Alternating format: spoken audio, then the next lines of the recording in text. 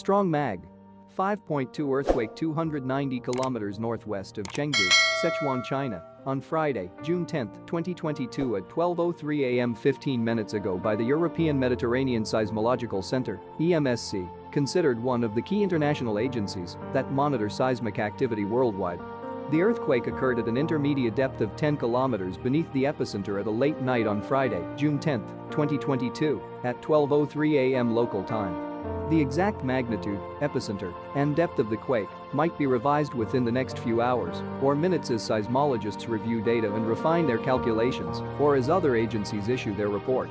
Please like, subscribe and share our YouTube channel for more updates. Thanks for watching.